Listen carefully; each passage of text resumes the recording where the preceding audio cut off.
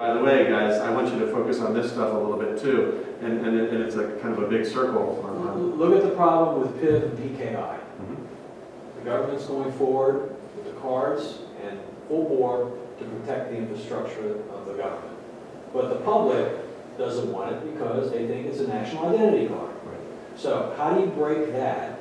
Because identity is centered around all of this. A lot of our problems can be solved. But the public in the United States doesn't embrace it. In Europe they do. They've got a different relationship with their government and the banking structure and everything else. But in the United States, this is like pushing a rock up a hill. It doesn't go. So we dance around it. We come up with all these other solutions to try to get to the end result. We waste a lot of money. Everybody scurries all over the place. And I'm not sure if we're solving anything. And you touched on another program that Congress and NIST are strongly involved in, which is the National Strategy for Trusted Identities in Cyberspace. They're going to have to do some awareness activities to get people to be willing to make those shifts to new technologies, to make them comfortable with, you can't say national ID because nobody will go that way, but to somehow push for the right technology at the right time. That's a hard thing to do. That's a really hard thing to do. And I don't have all the answers. It's in the list of things we need to be exploring.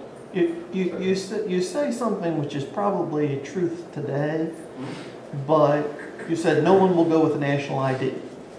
If that is the solution, then the question isn't how do we avoid doing it, but how do we educate the population or indoctrinate the population in order to understand that it's not, it's not the next Nazi movement. Well, you're right. It winds up being a generational thing. My kids, probably as savvy as they've gotten to be and know a lot more than I do, probably wouldn't have a problem with identity cards.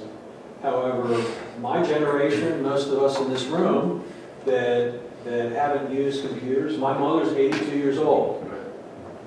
She doesn't know even how to get on a computer. I've got to bring stuff up for her and show her things. But if I tell her national ID, now she's from Europe, so she probably wouldn't have an issue with that. And yet most Americans in Middle America have a big problem with the government looking at what they're doing. But you have a national identity card on you probably. It's called your Social Security card. And that is a national identity card. And most people don't know if the government really wants to find you, they can find you. Yeah. There's processes through Treasury and everything else. So everybody's got a credit card.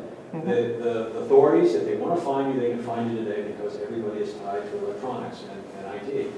But getting that aspect of, there's no need for them to have it. I was involved in e-authentication, and that program got basically dumped off because PIV came along. But the biggest thing that I saw in the process was there has to be a need. The public has to want it.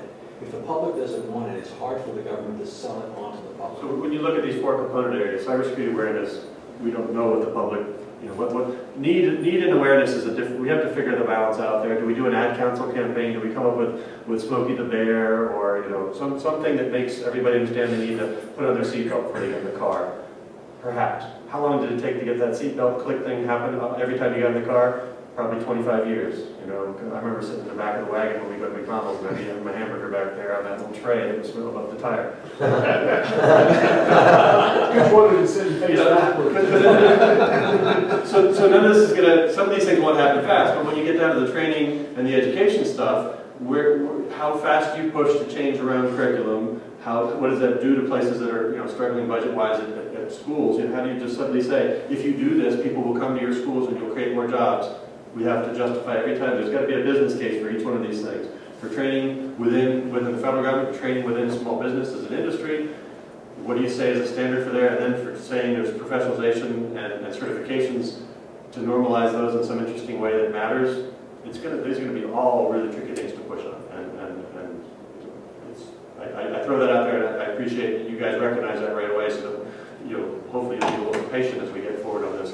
And hopefully I fired you up to pay attention when we put it out for the comment, that you can immediately run to that comment thing and say, holy smokes, why do you want to do that? Or you're totally forgetting Aunt Betty. She needs to know how to get on her computer. So how can we receive the strategy when it's published? Pay attention to NIST. this website will have it at least 3 different places, and that's the easy answer. At the end of my slide deck, which I imagine these slides are available to all the participants. Yes, they are. Also, if you send it to us, we can publish it through our newsletter. It goes out to 10,000 people. So I came to this event.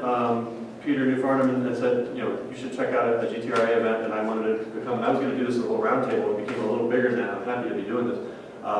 We have to figure out what are all the different public-private collaborations we can use, and to fairly get out the message to the right people to make sure we're hitting everybody. And this is just one key example of, you know, hey, there's this great, you know, association that we should take advantage of. There's going to be others too. We have done a few things that we think we count as doing better. Some of them are kind of little. You know, I described we're gonna pat ourselves on the back for some of the little things, but federal training programs, we're making the ones that the CERT has created available to more federal agencies than just the folks who run the CERT. This workforce development competency things happen through OMB. There's a whole federal CIO council that probably many of you know more about than I do, that's trying to implement the competencies and figure out how their particular part of the government's going to do it. We've added an extension to say community colleges can be part of this National Center for Academic Excellence, for IA. Well, you know, here's an interesting thing. We've been saying information assurance for the last 15 years, and about 3 years ago we started saying cybersecurity. What's the best definition of cybersecurity and all these things? We have to define some of these terms so we get it right. This one, actually, I was talking about the reusing virtual training, so online training, to extend it out to more federal customers. The Cybercrime Center, the places like DC3 and NSA and others have already started reworking their internal training curriculum for the professionals they already, you know, get their professionals up to speed. And that comes back to your point. New technologies come in so fast, we need the agencies to be ready to immediately say, and Cisco does this pretty well, here's a new box, here's the training program that goes with it, and I'm pretty sure the government does a pretty good job of saying, please come and teach us that stuff. We've got to figure out how to make that scale and not miss the little agencies too. All right.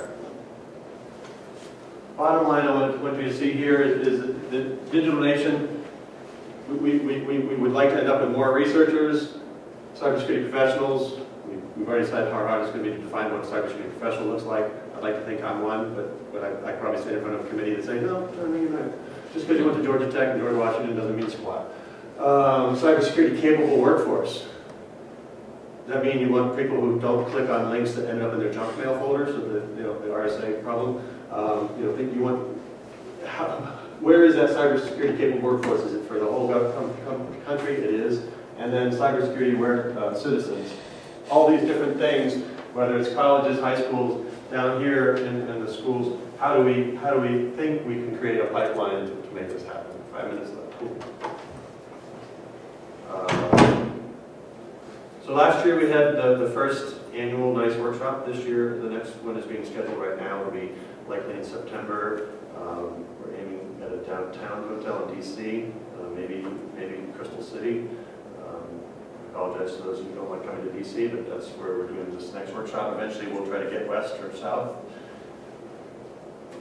And I described that Cybersecurity Awareness Month has been going on for 7 years. This year it had a tie-in to NIST. I mean, it recognized that NIST existed, and at a federal level, there were a lot of these kind of activities that allowed a lot of few folks like Ernest McDuffie, the lead for this, to talk a little bit more about NIST to some folks who might not have heard of it. And I've talked about the strategic plan. All agencies are involved in the strategic plan. That's an overreaching statement, but all the major ones that I listed as the component leads. So you saw a good list, and within the DoD, the services are involved, not just at the OSD level. And we expect to have it up for a 30-day public comment by the end of June. And there'll be things. Peter asked earlier, how will people know that this plan has been put out there? NIST uses Gov Delivery and a few other mechanisms internally to get out to media. So I guarantee you within 24 hours of us posting it, Government Computing News, Travel Computer Weekly, all those places will be saying, hey, the government just put this out, come look at it. So that's the other answer to that question that came up earlier.